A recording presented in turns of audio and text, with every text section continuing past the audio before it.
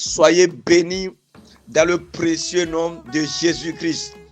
Je rends grâce à Dieu pour cette opportunité de partager sa parole avec vous aujourd'hui.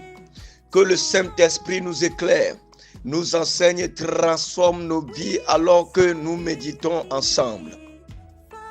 Préparez votre cœur, car Dieu a quelque chose de puissant pour vous. Vous écoutez la voix de l'évangéliste Timothée Kokou Gassoussi. Quand l'Éternel des armées se lève, ses ennemis sont dispersés. Quand l'Éternel des armées se lève, ses ennemis sont dispersés. Lisons Psaume 108, le verset 2. La Bible nous dit, Dieu se lève, ses ennemis se dispersent, et ceux qui le haïssent fuient devant sa face. Dieu se lève, ses ennemis se dispersent, et ceux qui le haïssent fuient devant sa face.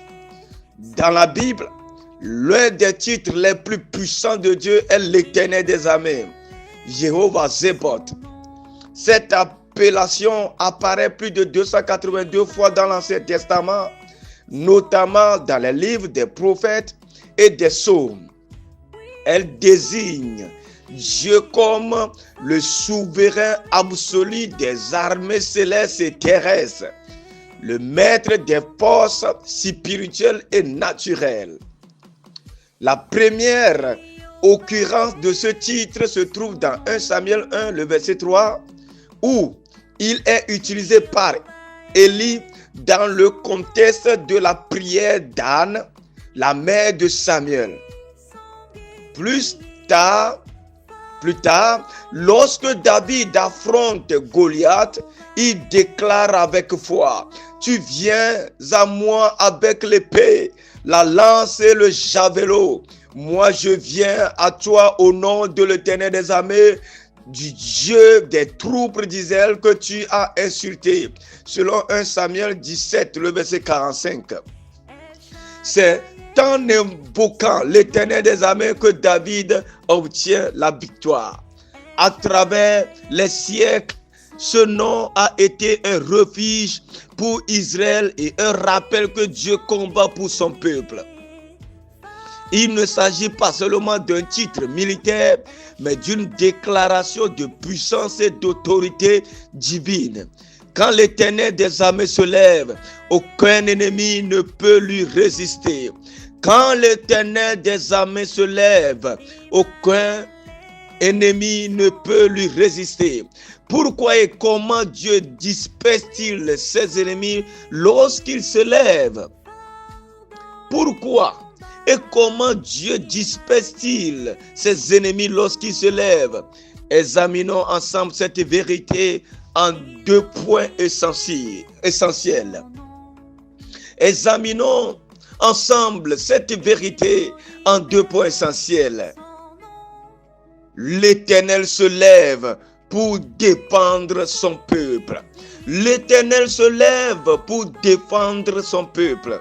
Tout au long de l'histoire biblique, nous voyons Dieu se lever pour protéger et défendre ceux qui lui appartiennent.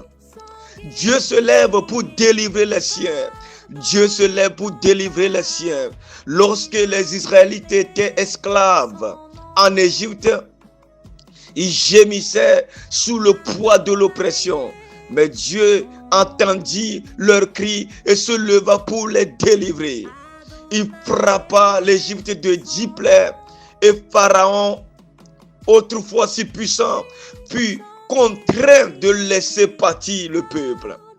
De même, lorsque nous sommes confrontés aux épreuves et aux oppressions spirituelles, nous pouvons être assurés que Dieu ne reste pas silencieux. Il se lève pour intervenir. Il se lève pour intervenir.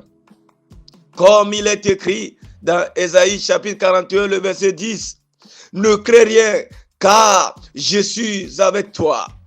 Ne sois pas effrayé, car je suis ton Dieu. Je te fortifie, je viens à ton secours. Je te soutiens de ma droite triomphante.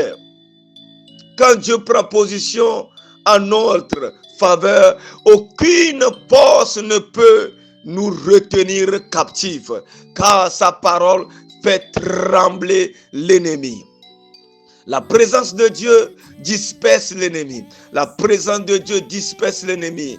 Dans 2 Chroniques, chapitre 20, lorsque 3 armées se liguèrent contre Juda, le roi Josaphat consulta Dieu. Dieu répondit, ne craignez point et ne vous effrayez point devant cette multitude, car ce n'est pas vous qui combattrez, mais Dieu. Selon 2 Chroniques 20, le verset 15. Alors que le peuple louait l'Éternel, Dieu mit la confusion dans le camp de l'ennemi et les adversaires s'entretuèrent. Ils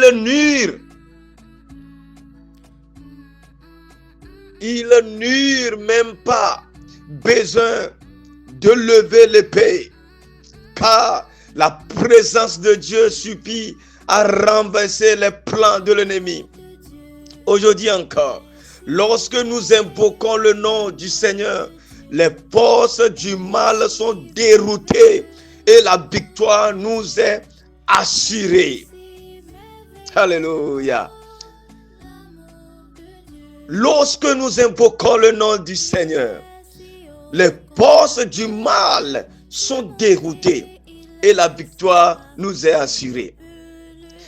Non seulement Dieu se lève pour défendre son peuple, mais il se lève aussi pour établir sa souveraineté et faire éclater sa gloire. L'Éternel se lève pour manifester sa souveraineté. L'Éternel se lève pour manifester sa souveraineté. Mon dernier point, Dieu ne se contente pas d'éloigner l'ennemi. Il agit aussi pour montrer qu'il règne en maître absolu. Qu'il règne en maître absolu. Dieu se lève pour confondre les orgueilleux. Dieu se lève pour confondre les orgueilleux.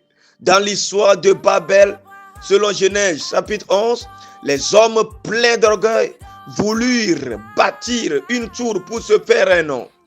Mais Dieu se leva et dispersa leur projet. Il brouilla leur langage et mit fin à leur arrogance. Lorsque l'homme se lève contre Dieu, il finit toujours par être renversé. Peu importe la puissance de ceux qui s'opposent à Dieu, leur règne ne dure qu'un temps. Peu importe la puissance de ceux qui s'opposent à Dieu, leur règne ne dure qu'un temps. Le roi Nebuchadnezzar, après s'être glorifié de sa puissance, fut frappé de folie. Quand Dieu se lève, les plus forts sont humiliés et sa souveraineté éclate au grand jour.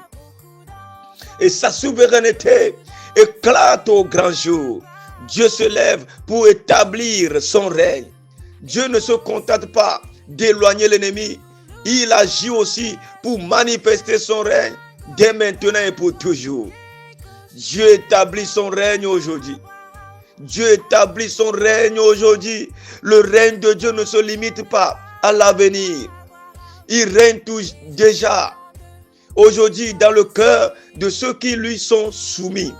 Lorsque Jésus est venu sur la terre, il a proclamé: le royaume de Dieu est au milieu de vous. Selon Luc chapitre 17, le verset 21. Chaque fois qu'une âme se tourne vers Dieu, son règne s'établit davantage sur la terre. Même dans ce monde troublé, nous voyons la main de Dieu agir. Là où l'évangile est prêché, les ténèbres reculent. Là où la justice de Dieu est manifestée, l'injustice est vaincue. Le réveil spirituel dans plusieurs nations, la transformation des vies et la puissance de l'Église, malgré les persécutions, sont autant de signes que Dieu règne déjà dans ce monde. Dieu établit son règne pour l'éternité. Dieu établit établira son règne pour l'éternité. Dieu établira son règne pour l'éternité.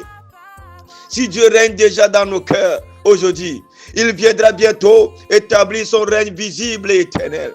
D'Apocalypse 19, le verset 11 au 16e verset, nous voyons Christ revenant en gloire, accompagné des armées célestes. Ce jour-là, toutes les portes du mal seront écrasées et son règne sera pleinement manifesté. Daniel 2, 44 affirme: le Dieu des cieux suscitera un royaume qui ne sera jamais détruit. Ce royaume ne connaîtra ni défaite ni fin. Aujourd'hui, même si le monde semble être sous l'emprise du mal, nous avons la certitude que Dieu se lèvera une dernière fois et tout genou fléchira devant lui. Pour finir, bien-aimés frères en Christ, quand l'Éternel des armées se lève, rien ne peut lui résister. Il disperse ses ennemis, protège son peuple et établit son règne, aujourd'hui pour toujours. Si vous traversez un combat spirituel, souvenez-vous que Dieu n'est jamais inactif. Il attend le bon moment pour se lever et changer votre situation. Peu importe la force de l'ennemi, dès que Dieu agit, la victoire est certaine. Alors, faisons-lui confiance, persévérons dans la prière et la louange, car le Dieu des batailles est avec nous. Et lorsqu'il se lève, nos ennemis sont dispersés. Que cela soit ainsi pour chacun de nous. Amen.